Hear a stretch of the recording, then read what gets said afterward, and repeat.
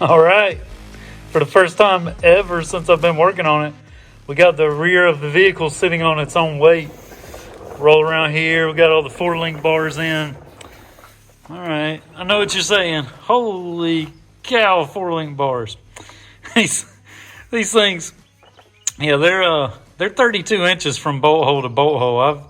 I've never made 4-link bars that long on a drag car. Done it on a mud drag truck, but this is not a mud drag truck, and thus totally different environment, responds completely different. So I want to go over a few reasons why I did this, and then some plans just in case it just works horribly. So the reason why we wanted to save on production time and use a lot of the pre-made frame rails. So we used all this from S&W and Jegs. Now where the main hoop, which you can see over there, where the main hoop lined up and where this ladder bar frame rail kit that we used lined up well to use the main cross member in that location, and therefore the 4-link bars need to be somewhat the same length as the ladder bar kit.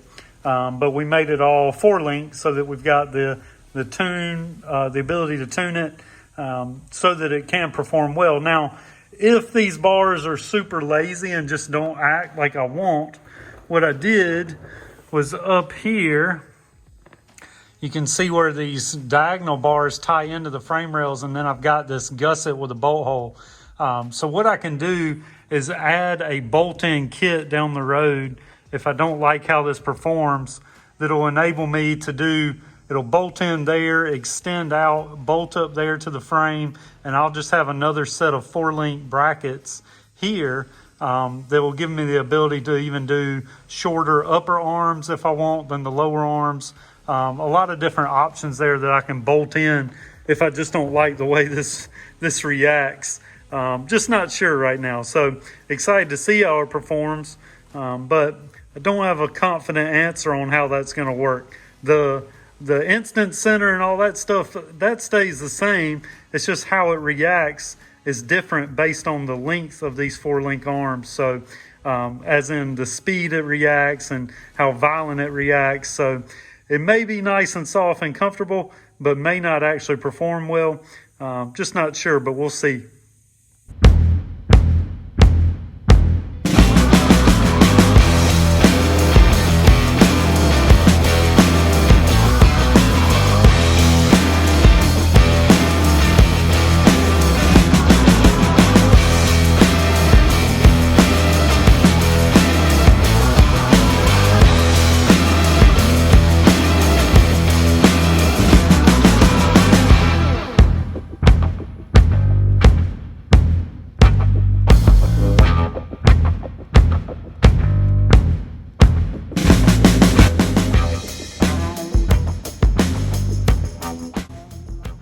I got the rear brake line mounted on the frame, then running down to the axle, and then from there I'm going to run it down the frame rail.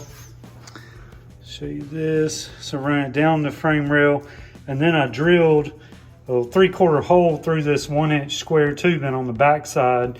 I'm going to weld in this 3/4 inch round tube so the brake line can run through that down to the underside, and then run along the frame rail up to the front. All right, so got all the mounts done for the soft lines. Now I'm gonna move into the hard lines. Here's what I like to do with the hard lines.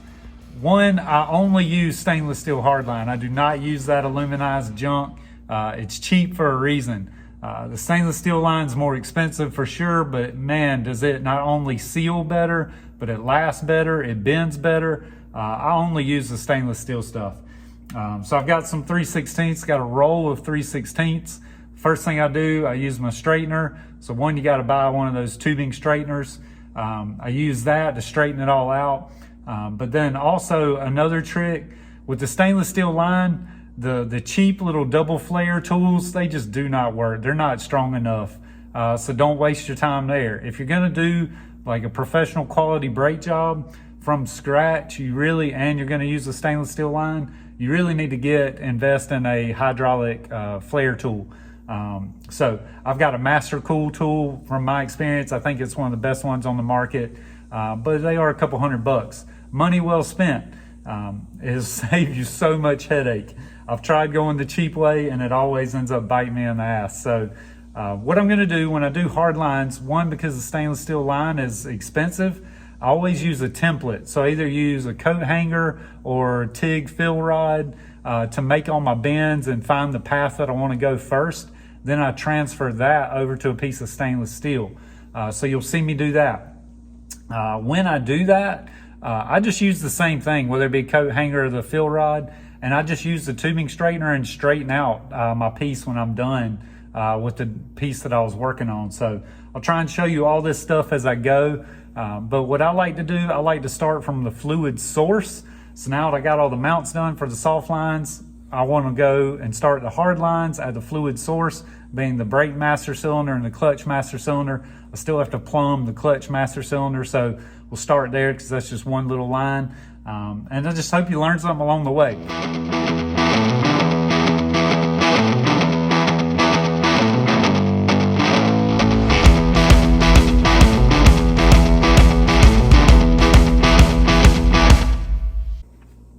Look, let's just address it.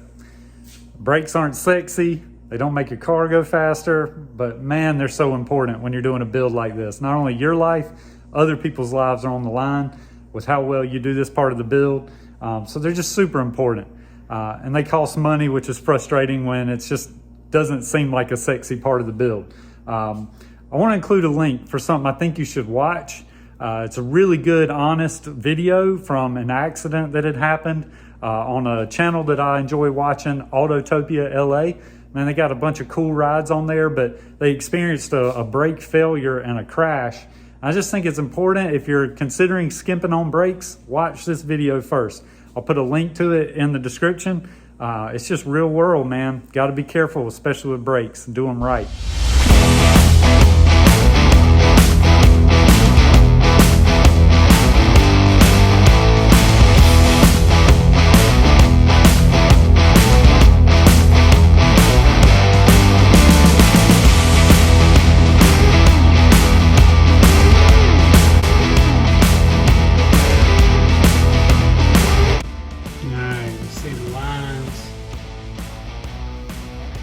Run parallel, go around the steering column, and then come down into the pressure valves. The third line over here, that's for the clutch throwout bearing. The question you're probably asking is, why do I have residual brake valves when the master cylinder is over it and I'm running disc brakes? Usually you see these when the master cylinder is below the calipers, like underneath the floor pan on most cars, or you'll see them if you've got drum brakes. Reason I run those, they're only 2 pounds. Reason I run that is just from my experience, the way I like to drive. And so I set that up for my customers that way also. When you need to hit the brakes, I want the brakes to respond when I touch the pedal. I don't want there to be a dead spot where I'm having to push it before the brakes engage. The 2 pound valves don't generate any heat on the disc brakes. It just leaves just enough in the line that it responds fast. So I'm all about the templates. But as you can see, I made this to the template. But then when I actually hook it up underneath, let me get this out of the way. You can see I'm a little far forward, not really in the center. And then when you look down this, I'm a little in front of the fitting. So I'm gonna show you what I'll do to fix that. All right, so what I'll do is I'll just take off this double flare end with the cutoff wheel, and then I will re-flare it in my flaring tool. All right, what I need to also think of is if I have room for the flare tool to be able to fit. What I'm lucky with is with this 45, I've got just enough room for that to slide by. Even if I didn't, I would flatten this bend out, slide that down, and then I would cut this off, re-flare it, and then put this bend back in here. It's just that important to me to make sure that I've got all this stuff lined up perfectly.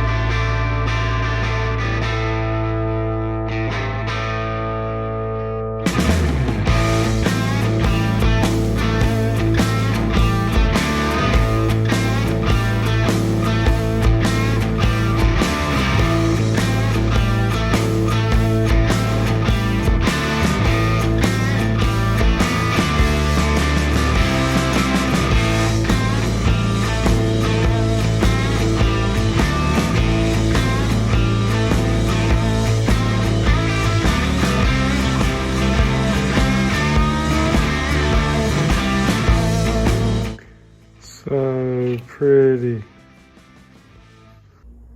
All right, much better now. This is all in line. The hump is in line and all running nice and even with the frame rail.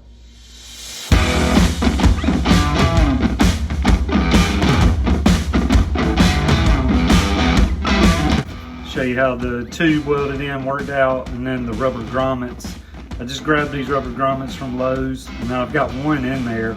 After this frame gets powder coated, I'll lube that one up and shove it all the way down to the other side, and this one can hang out up here up top just to isolate both top and bottom of this from hitting the tube. But it's a nice way to get the brake line through there without having to go into any of the main frame structure.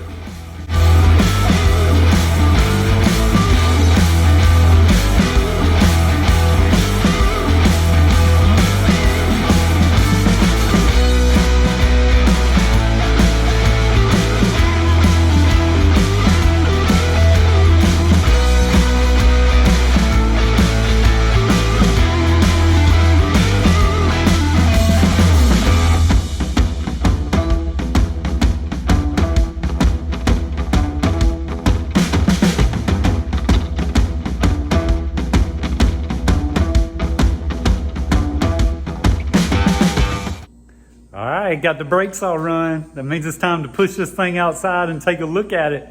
Just get an overall feel for the car, how it looks outside, can stand back from a distance. So really excited for this point. Hope you enjoy it too.